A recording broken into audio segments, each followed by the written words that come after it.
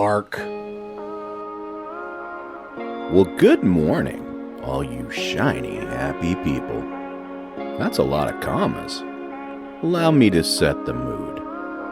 This is the greatest debut album in the history of music.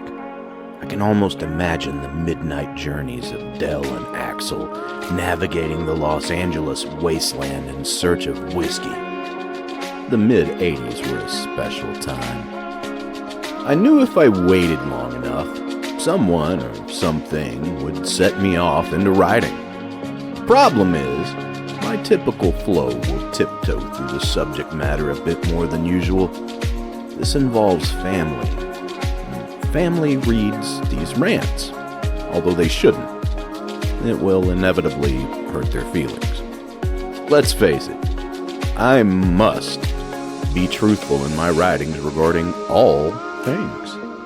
Otherwise, the mask slips, and I'm a cuck fake like most. You can't have that, precious. No, you can't. I grew up in a time when physical attractiveness ruled supreme. If you didn't look like the guys and girls in the music videos, then you weren't cool, and people would kick the shit out of you. Ah, middle school. Good times, good times. That was right about when my teeth grew into the rest of my face, and I began to grow a glorious, sometimes referred to as legendary, mullet. Add a Def Leppard blue jean jacket, and there you have it. I was so goddamn lost. I'm certain I wasn't alone. My son, whose friends refer to him as Young Sheldon, and he owns it, has the most beautifully flowing mid-'80s hair I've ever seen on a kid. Lucky for him, the majority of the world has moved on from collective outward narcissism. Break. We'll stop here for a throwback joke. Do you know how to prove to your haters that you're not a true narcissist? It's easy. If you get that squiggly line beneath it whenever you type the word narcissist, then you're not. I believe true narcissists pride themselves in it. Sort of like how women suddenly claimed bitch in the early 2000s. It wasn't attractive, by the way. If I were a narcissist, I'd learn how to spell it correctly on the first try.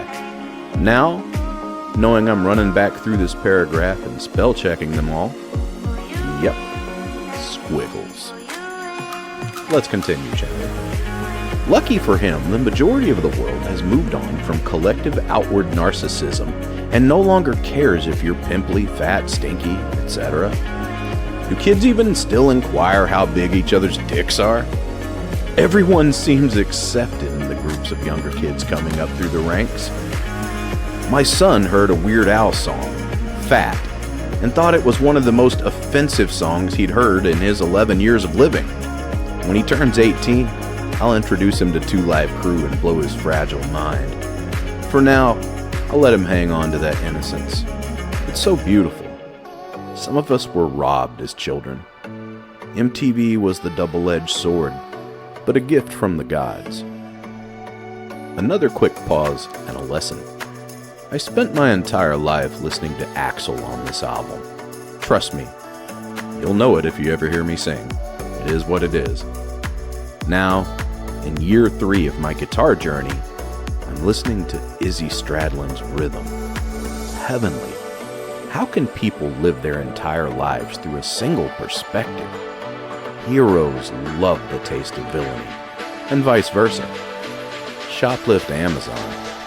Since moving to the city, I've noticed pockets of society who still abide by the tropes set forth by such influential jewels as the Goonies, or any character introduced within the first 15 minutes of any slasher film. The park cities of Dallas, aka Sundown Town, the parking lot pop-up carnival, are full of poons who were never cool enough to be a part of the ski patrol in a John Cusack film.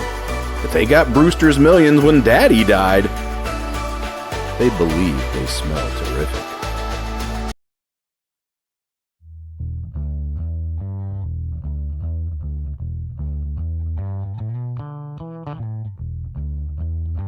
If your DNA hails from such incestual filth, or even half of it, I could see where there's a bit of a negative influence when it comes to outward appearance choices.